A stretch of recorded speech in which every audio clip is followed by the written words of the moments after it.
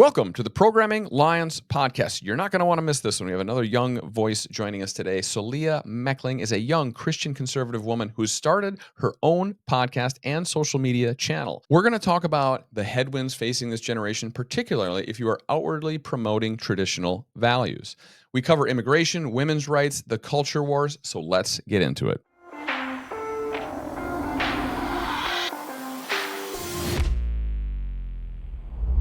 Solia Mechling, welcome to the Programming Lines podcast. It's awesome to see what you are doing out in the conservative space, and so we're going to get into all that. So, first question of the day. Would you like the Chiefs to win the Super Bowl or the Eagles? Oh, boy. Okay, so I'm going to have to say the Eagles because I feel like the Chiefs win it every year, and I'm not a big fan of Taylor Swift, so I'm going to have to go Eagles. Yeah. Well, or Kelsey, but the thing is, half of my family, at least, is from Kansas City. So we're not like those people who are like, oh, they just won like 2 Super Bowls. We're going to be fans of them now. I think the Eagles are also a good team, but it'll be. I They can want have to see a good the best game. dynasty ever. All right, so going into the real topics here. So, what's your story?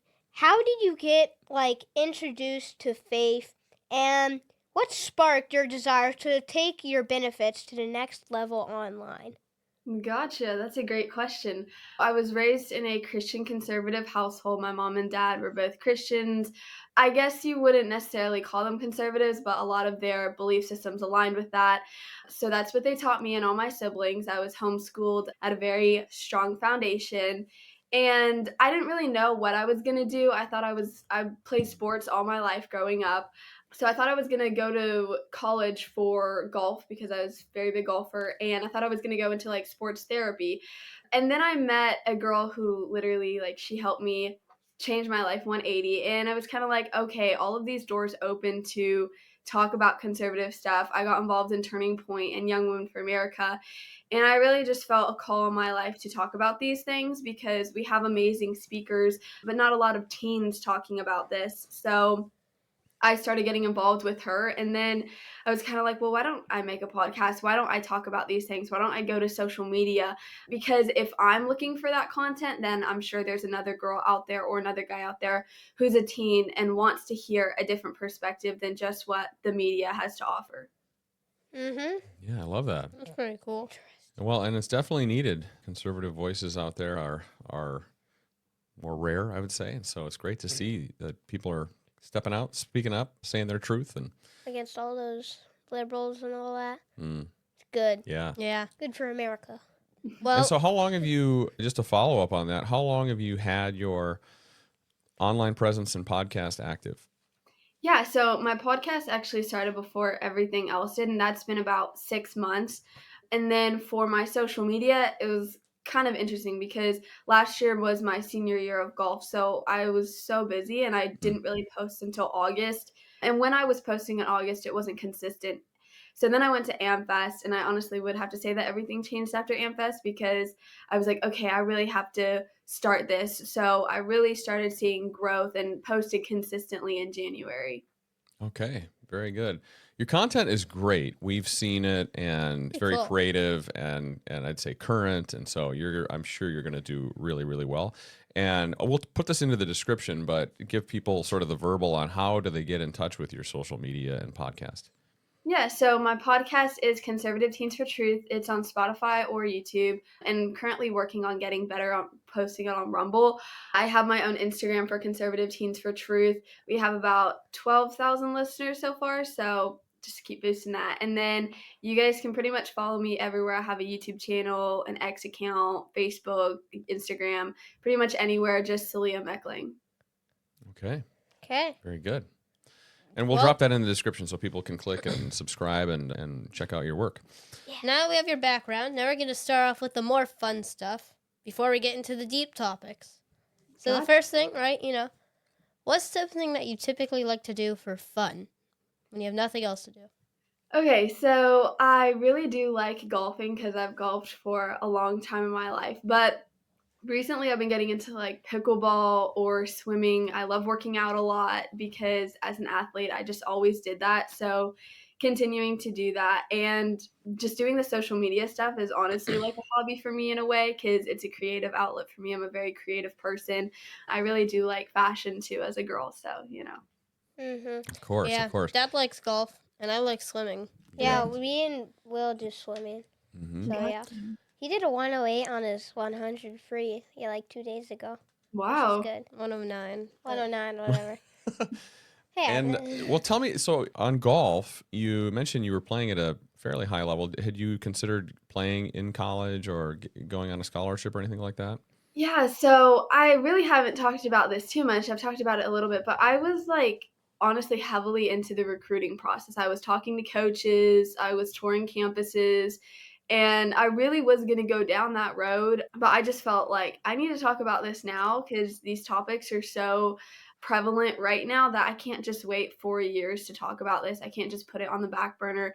But yeah, I played at a decently competitive level, like local tournaments, and made the state championships. Like I Nice. didn't play amazing there. I was top 20 there, so I was pretty competitive, and I was talking to a lot of coaches in the area, so it was a shock to me in a way that I was like, okay, I'm not going to go down this road anymore. I'm going to kind of choose a different path, and it was a shock to a lot of people, but it was definitely the best choice. What's your max drive? My max drive was 265. Whoa, that's pretty good. Wait, Dad, what's yours? Probably about the same. Yeah, about the same. I played a lot of golf. I played younger and in through college, but And you're like 40 48. years. but I'm old now. Yeah, I'm He's old. But 48, you're that's that's a pretty big ball for a lady. So well, congrats. That sounds cool. Well, let's move on to those deeper topics that you promised now, William Well, or the Max. thing is, hold up. So the thing is, I've One more seen fun you topic. shooting before on your and the thing is, I'm just wondering, like, what's your favorite weapon? Would it be like a 50 caliber, like an assault rifle, like a AR-15? Like, what would it be? A rocket launcher. Gotcha. So I have shot quite a bit of different things, and a lot of like the big, like the AR-15s for me, they have like a lot of like the kickback, so that kind of hurts me to do them a little bit. So I probably would have to go with like a handgun. That's kind of what I really shoot more with, just for like practicing and stuff like that. I'm trying to get also more into hunting too, because my uncle and my cousin are really big into hunting. But yeah, I would probably have to say like a handgun, because I shoot a lot of Ruger, Sig, Beretta. Like I shoot a lot of those types. So like a 9mm? Is that like a Yeah, handgun? probably a 9mm is what I mainly shoot with. Yeah. Oh. Well, Interesting. Okay, watch out, earlier- people. Watch out. Don't cross. Solia. Yeah. earlier you talked about how you went to AmFest, and that changed your mind. That's why you started this podcast, basically, or started posting more often. So I'm wondering, since you were at AmFest, what were like your favorite speakers? What were the highlights when you were there? My highlights, okay, there's a lot of highlights because I got to meet a lot of girls and guys that I looked up to, and seeing them in real life, seeing how nice they are and how caring they are and how willing they are to have a conversation was really cool. But one of the highlights of the night was getting to meet Brett Cooper. She's super sweet, and I've always really looked up to her. She was probably one of my favorite speakers. Of course, Donald Trump was one of the coolest moments in my entire life, was to be able to see him speak on that stage. Also, just a lot of the health people too, because I'm really into health. So the food babe being there was also really cool. But I would say collectively as a whole, just seeing these speakers from all different ages and different backgrounds coming together and putting America first was really kind of just so pivotal in my life, to be like, okay, they're all putting, like Riley Gaines, she swam for so many years, but she put her career online. She put all the stuff that she wanted to this back burner, and was like, I'm going to talk about these topics that are so prevalent for young girls. And so that's really what kind of sparked me, was like, you know what? This is so important that I just have to start talking about it. Mm-hmm. I think we came out very inspired as well. It was I got And like a... that place always makes us inspired. It's so cool there. The vibe's also great. Mm-hmm. Yeah. I got my ball signed by like Ben Shapiro and like Donald Trump Jr., which is, and like a bunch more signatures.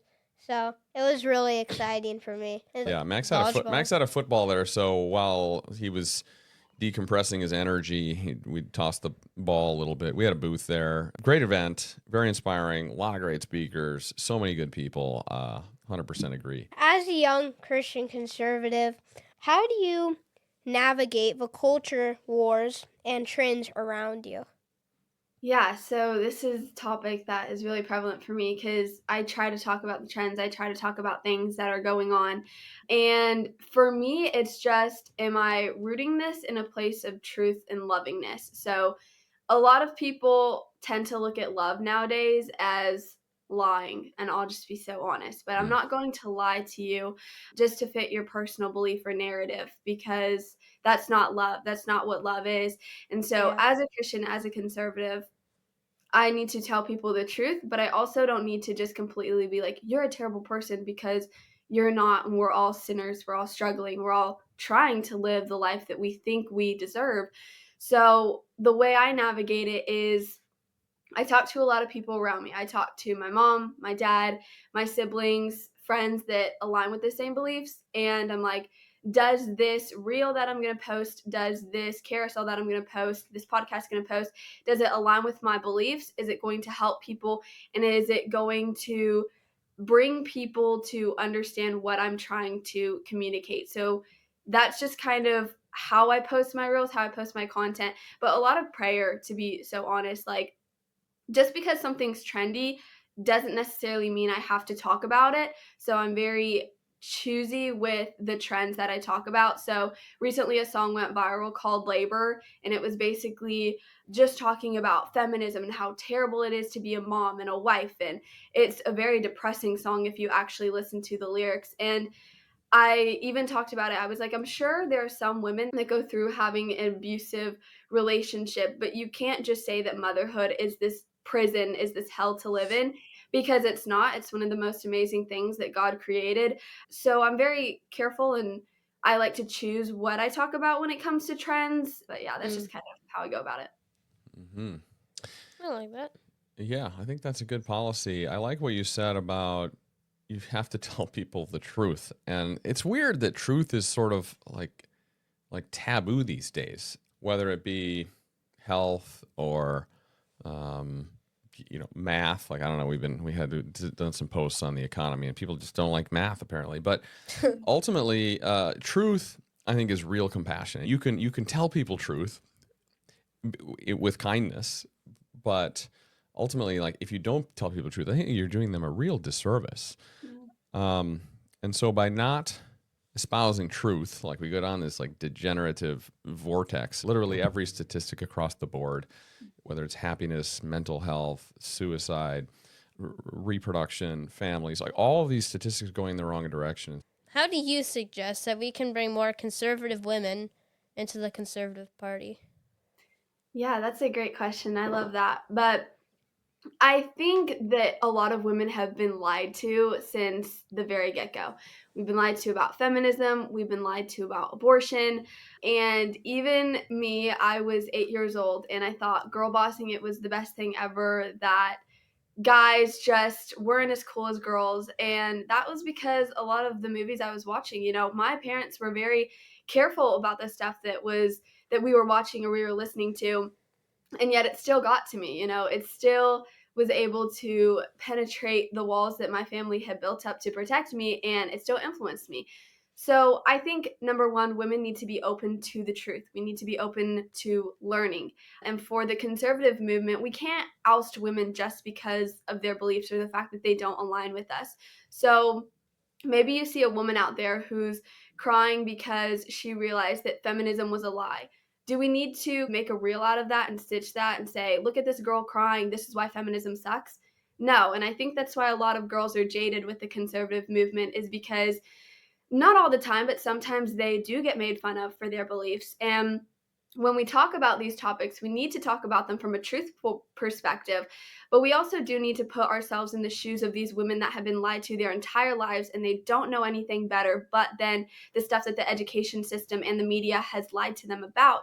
So when you ask me that question, I think we need to come from that loving perspective, come from that truthful perspective, put ourselves in their shoes, and just have more great conversations with girls who are struggling to learn the truth.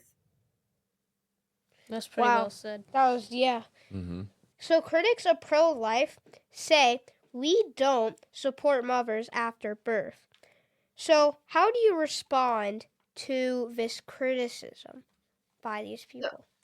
So basically, because I've put it on my content a lot, I'm very pro-life, and a lot of people have debates with me about this, but I don't support murder of a baby at all. It could be in the womb, it can be out of the womb. The second that child is conceived, it is a child made in the image of God. You can talk about viability, you can talk about when this baby feels pain, but it is a living creation. It's breathing and it's alive. So killing that is murder, it is abortion. And going back to your question, whatever time that this child is killed, it is a murder. So pro-choicers will be like, well, babies don't feel pain until 14 weeks. So killing them before that is okay. It's not okay. It's still a child. Or the fact that a baby isn't viable until it's born. I'm sure your dad can attest to this.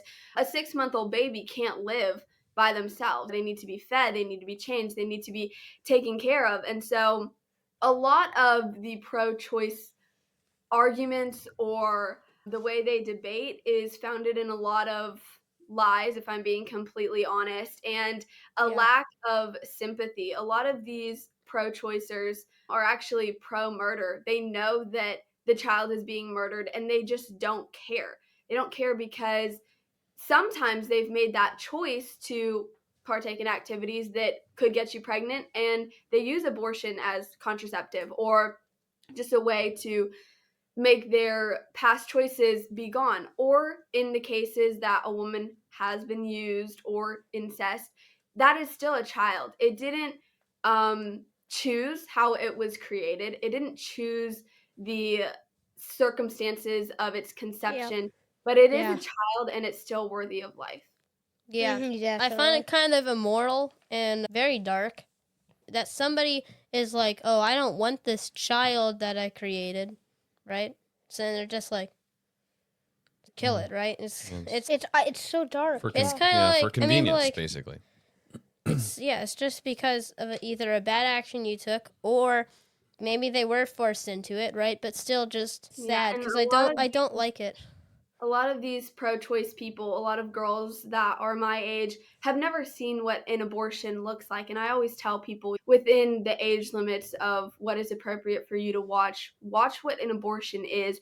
Because a lot of people will say, well, it's not even a baby, it's a fetus. Well, number one, fetus is Latin for baby. So you're basically saying the same thing. But number two is what they do in an abortion. They go in and they rip the child's limb from limb. Then they crush the skull, they scrape it out, they put it on a petri dish, and they look to see that every single part of the child is out, and then they discard it. And you can see the fingerprints, you can see the handprints, you can see the arms, you can see the crushed skull of that 14-week child, and they still say it's not a baby and it's not murder. And I don't know how they can say that and watch an abortion, because if you've ever watched an abortion, it is the most heart-wrenching thing ever. And I'm not going to stay silent on the fact that you are killing your child, and there is grace and there is hope and there's redemption for you if you've had an abortion, but it is murder. Definitely. I don't know if it's that dark. Okay, I'm gonna move on to a topic that's a little bit more fun. Or not more fun, but yeah, it was sad. Anyway, so your grandma and grandpa, I'm pretty sure, you said they were Colombian immigrants. Yeah. I'm wondering because lately Trump and everybody, right, they've been passing these things for deportation. Mhm. I'm wondering what your thoughts are with all this deportation stuff that they want to do.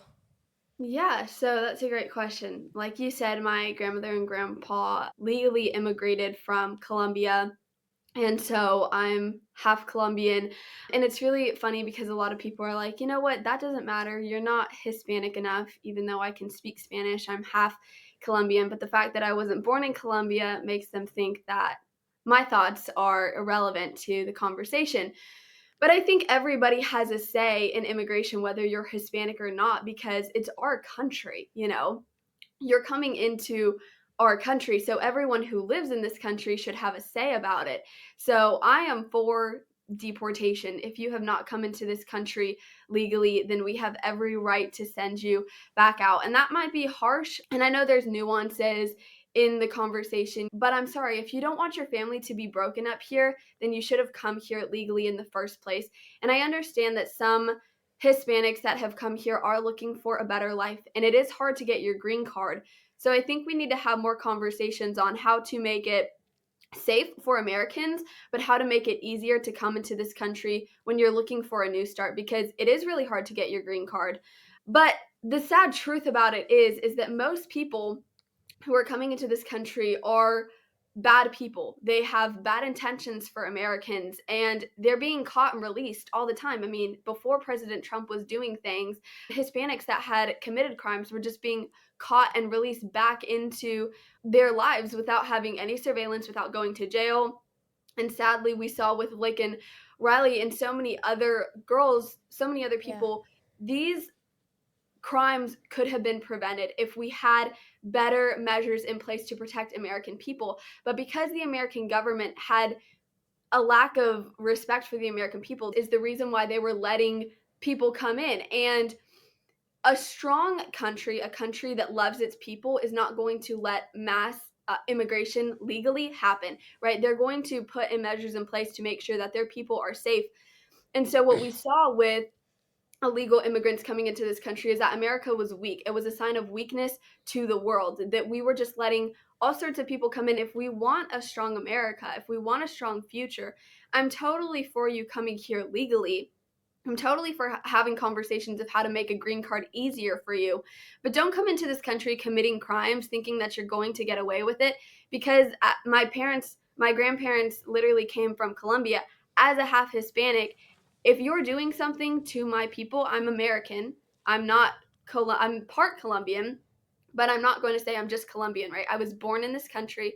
I'm an American citizen. And if you're coming into this country to try to harm my people, to try to hurt my people, then you can go right back out. I like that. Wow. So, are you hopeful for the next generations, like Gen Z and Gen Alpha, to be good for this country? Yeah, I think with a lot of people like you and conservative teens that are speaking out about this stuff, in the 2024 election, we saw a lot more teens and young adults lean more conservative than ever. And I think it's totally amazing. I mean, Turning Point was a big factor of that as well, going to college campuses, having conversations with young teens. And sure, there's always going to be liberals out there. There's always going to be people that you don't agree with, but I'm very hopeful for Gen Alpha and Gen Z, because we've started to find our voice. And something that Brett Cooper said the other day on Fox News, which was super cool to me, was she was like, for a long time, liberal teens and liberals thought that what they were doing was rebellious against the American society, was rebellious against people. And that's not true. They had every major organization backing them up. They had the government backing them up. They had media outlets backing them up. But who were the true rebels? Us conservatives that were talking about the truth and telling the truth. And I'm not like for being a rebel and just trying to bring down the American government or anything like that. But I think we did see that the strength it took to talk about COVID, the strength it took to talk about transgenders in bathrooms, that Riley Gaines started speaking about that, the strength it took to talk about those topics in 2020 and 2021 took so much courage from conservative people. And I'm so glad that they took this stand, that Brett Cooper started talking about this, that Allie Bestucky started talking about this, that Riley Gaines started talking about this, to pave a way for young conservative girls, that Ben Shapiro and Matt Walsh and Michael Knowles and Charlie Kirk started talking about this, to pave a way for young men. So I'm very hopeful for Gen Z and Gen Alpha that we would stand up to the lies. All right. I like that. We're going to do good. Yeah. Yeah. Well, Anyway. I agree. I think there's a lot of optimism. We have so many great like voices of truth in the young conservative movement now, and it's growing. And so people like you and your platform and what these boys are doing, hopefully we can keep stirring the pot of good ideas and get the pendulum swinging back to more common sense ideas, policies, and American patriotism, all of that. So yeah, good stuff. Good stuff. Well, that was cool. Now we started, fun, and we did normal stuff, and then we end with more fun, called rapid fire. Rapid fire! If you had one executive order as president, what would it be? I feel like you should have a handgun when you're 18. Okay. Coolest invention in your lifetime. I would probably have to say the Cybertruck by Elon Musk. That thing is pretty cool. Hey, he has That one. has He that loves thing. Yeah, we drive one. Yeah. Mhm. They're All right. amazing. They're amazing. People are like, it's not a truck. And I say, it identifies as a truck. It's the coolest thing ever. Yeah. So would you rather be stuck in traffic with Taylor Swift or Cardi B? Oh, guys, you're really, oh man, I'm not rooting for the Chiefs because of Taylor Swift, but I think I would have to go with Taylor Swift on this one, just because at least she doesn't have as much vulgarity in her music as the other one does. Excluding us, of course, us. right? Excluding us. Who is your idol? Well, my idol is Jesus Christ, my Lord and Savior, but someone I look up to is Brett Cooper. Nice. All right. Would you rather dive to a great white shark or flaming hot volcano? Great white shark. If you had a superpower, what would it be? Oh, I think I would want to be able to fly. All right. Final question. Have you ever been stuck in a bathroom stall without toilet paper? No, I haven't, thank goodness. But I always go to the bathroom with a lot of girls. I think that's a girl thing too. So if that ever happens, we're always there for each other. So, but thankfully that's never happened. Dudes don't do that. They Yeah. just let you suffer. They'll be Yeah, like, they'll sorry, be bro. sorry, we're just gonna let you suffer, and then they're like banging on the stall, and they're just like, Yeah. you can't get it. All right. Well, that Anyway. concludes rapid fire. Thank you for that. And with that, we can wrap up the podcast. I definitely recommend people go check out your content. You've got a great show, great information, and I think you're an inspiration for a lot of young ladies out there. And any other final thoughts or words of advice for two young gentlemen in this race? Yeah, well, thank you guys so much for having me on your guys' podcast. But I think what you guys are doing is so inspirational and it needs to be done. So thank you guys for standing up and what you're doing. Don't let the comments get to you. If you're a young conservative and you're thinking about starting to get into this, I had a very rude awakening with the comment section. So just don't look at it.